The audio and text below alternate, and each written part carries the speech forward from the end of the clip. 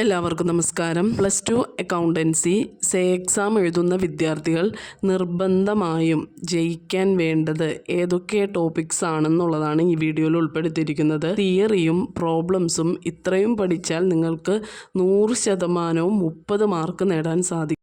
First question പഠിക്കേണ്ടത് features of partnership.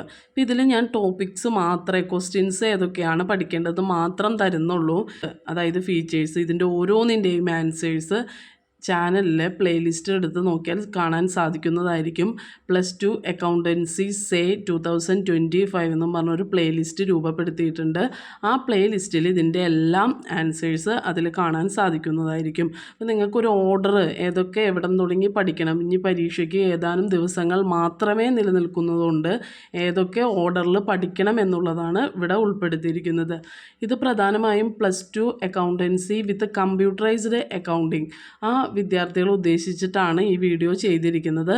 Part A ഭാഗത്തു നിന്നും പഠിക്കേണ്ട ഭാഗങ്ങളാണ് വീഡിയോയിലുള്ളത്. ഇതിൻ്റെ ആൻസേഴ്സ് ഞാൻ ഒന്നും കൂടി പറയുകയാണ്. ചാനലിൽ +2 അക്കൗണ്ടൻസി 2025 എന്ന് പറഞ്ഞൊരു പ്ലേലിസ്റ്റ് കാണുന്നതായിരിക്കും. അതിൽ ഇതിൻ്റെ എല്ലാം ആൻസേഴ്സ് ഉണ്ട്. അപ്പോൾ ഒന്നാമത്തെ ക്വസ്റ്റ്യൻ ഞാൻ പറഞ്ഞു, ഫീച്ചേഴ്സ് ഓഫ് പാർട്ണർഷിപ്പ്. പാർട്ണർഷിപ്പിൻ്റെ ഫീച്ചേഴ്സ് പഠിക്കണം. രണ്ടാമത്തെ rules applicable in the absence of deed. ഇതിപ്പോൾ 3 മാർക്കിനോ 4 മാർക്കിനോ ചോദിക്കണം എന്നില്ല. ഇത് ചിലപ്പോൾ 1 വേർഡിനായാലും ചോദിക്കാൻ സാധ്യതയുള്ള ക്വസ്റ്റ്യൻസ് ആണ്. ഫീച്ചേഴ്സ് ഒരു 3 മാർക്കിന് നമുക്ക് പ്രതീക്ഷിക്കാം. Rules applicable in the absence of deed ഒരു 4 മാർക്കിന് സാധാരണ ചോദിക്കാറുണ്ട്. അല്ലെങ്കിൽ നിങ്ങൾക്ക് 1 വേർഡിലേക്കും ഇത് വരാറുണ്ട്. ഈ കണ്ടൻസ് ഓഫ് ഡീഡ് അതും ഒരു 3 മാർക്കിന് പ്രതീക്ഷിക്കാവുന്ന ഒരു ക്വസ്റ്റ്യനാണ്. പിന്നെ എല്ലാ വർഷവും എക്സാമിന് വരുന്നൊരു ക്വസ്റ്റ്യനാണ് differences between fixed and fluctuating capital method. എല്ലാ വർഷവും എക്സാമിനുള്ളതാണ്. അപ്പോൾ ഈ വർഷവും നമുക്ക് 100% പ്രതീക്ഷിക്കാവുന്ന, ഫസ്റ്റ് ചാപ്റ്ററിൽ നിന്ന് പ്രതീക്ഷിക്കാവുന്ന 100% പ്രതീക്ഷിക്കാവുന്ന ഒരു ക്വസ്റ്റ്യനാണ് differences between fixed and fluctuating capital method. ഇതെല്ലാം പ്ലേലിസ്റ്റിൽ കിടപ്പുണ്ട്. ഇതിൻ്റെ ആൻസേഴ്സ് ഏറ്റവും സിമ്പിളായിട്ടുള്ള ഡിഫറൻസസുകളാണ് ഞാൻ തന്നേക്കുന്നത്. അത് നോക്കി നന്നായി പഠിക്കേണ്ടതാണ്. പിന്നെ ഇത്രയും ആദ്യത്തെ ചാപ്റ്ററിൽ നിന്ന് നോക്കേണ്ട തിയറികൾ. ഇനി പ്രോബ്ലംസ്, ഇൻട്രസ്റ്റ് ഓൺ ഡ്രോയിങ്സ്, അത് നമുക്കറിയാം. മറ്റ് മെത്തേഡ് വെച്ചിട്ട് ഇൻട്രസ്റ്റ് ഓൺ ഡ്രോയിങ്സ് കാണുന്നതുണ്ട്. പിന്നെ വരുന്നത് ബിഗിനിങ്ങിലെ വിഡ്രോവൽ, മിഡിലിലെ വിഡ്രോവൽ, എൻഡിലെ വിഡ്രോവൽ, ക്വാർട്ടർ വെച്ചിട്ടുള്ള വിഡ്രോവൽ, ഇതെല്ലാം വരുന്ന പ്രോബ്ലംസ് നമ്മൾ ചെയ്തിട്ടുണ്ട്. അതെല്ലാം നോക്കി ഓരോന്നും വെച്ച് ചെയ്യേണ്ടതാണ്. ഇൻട്രസ്റ്റ് ഓൺ ഡ്രോയിങ്സ് ചോദിക്കാറുണ്ട്. പിന്നെ ചോദിക്കുന്നത് ഇൻട്രസ്റ്റ് ഓൺ ക്യാപിറ്റൽ. അതിൻ്റെയും പ്രോബ്ലംസ് പ്ലേലിസ്റ്റിൽ കാണാം. അത് നോക്കി പഠിക്കണം. പിന്നെ വരുന്ന ഒരു ക്വസ്റ്റ്യനാണ് profit and loss appropriation account. അപ്പോൾ ഇതിൽ ഈ ചാപ്റ്ററിൽ ഞാൻ ഫിക്സഡ് മെത്തേഡും ഫ്ലക്ച്വേറ്റിംഗ് ക്യാപിറ്റൽ മെത്തേഡിൻ്റെ പ്രോബ്ലം പറഞ്ഞിട്ടില്ല. അപ്പോൾ അതിൻ്റെ ഫോർമാറ്റ് നിങ്ങൾ പഠിച്ചു വെക്കണം. ഫോർമാറ്റ് വെച്ചിട്ട് 1 വേർഡുകൾ ചോദിക്കാറുണ്ട്. അപ്പോൾ ഇൻട്രസ്റ്റ് ഓൺ ഡ്രോയിങ്സ് എവിടെയാണ് എൻ്റർ ചെയ്യുന്നത്, ഡെബിറ്റ് സൈഡാണോ ക്രെഡിറ്റ് സൈഡാണോ, അതൊക്കെ എടുത്ത് ചോദിക്കാറുള്ളതാണ്. അപ്പോൾ 1 വേർഡിന് വേണ്ടി നിങ്ങൾ ഫിക്സഡിൻ്റെയും ഫ്ലക്ച്വേറ്റിൻ്റെയും ഫോർമാറ്റ് പഠിച്ചു വയ്ക്കണം. ക്ലിയർ ആയില്ല? അപ്പോൾ ആദ്യത്തെ ചാപ്റ്ററിൽ നിന്ന് ഇത്രയും ഭാഗങ്ങൾ വിട്ട് കളയാതെ പഠിക്കണം. ഇതിൻ്റെ എല്ലാം ഓരോ പ്രോബ്ലംസും 2ഉം 3ഉം പ്രോബ്ലംസ് ചെയ്ത് നമ്മുടെ പ്ലേലിസ്റ്റിലുണ്ട്.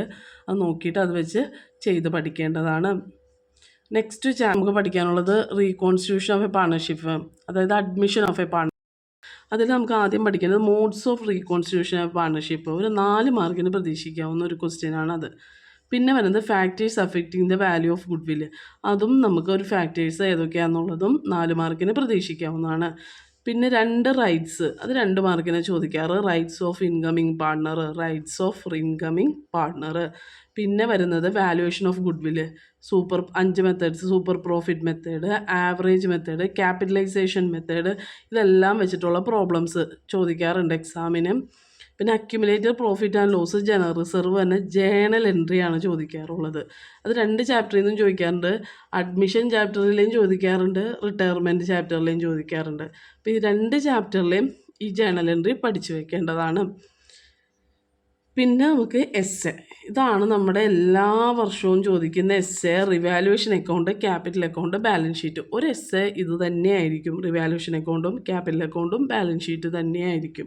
അപ്പോൾ ഇവിടെ തന്നെ നമുക്കൊരു 8 മാർക്ക് സ്കോർ ചെയ്യാവുന്നതാണ്. പിന്നെ സാക്രിഫൈസ് റേഷ്യോ, ന്യൂ റേഷ്യോ, ഇത് കാണാനുള്ള പ്രോബ്ലംസും നമ്മുടെ ചാനലിൽ കിടപ്പുണ്ട് പ്ലേലിസ്റ്റിൽ. അത് നോക്കിയിട്ട് അതും പഠിച്ച് വെക്കണം. നെക്സ്റ്റ് ക്വസ്റ്റ്യനാണ് പാർട്ട്നേഴ്സ് ലോൺ അക്കൗണ്ട്. 4 മാർക്കിന് അല്ലെങ്കിൽ 5 മാർക്കിന് വരുന്നൊരു ക്വസ്റ്റ്യനാണ്. പിന്നെ modes of dissolution of partnership 4 മാർക്കിന് വരുന്ന ഒരു ക്വസ്റ്റ്യനാണ്.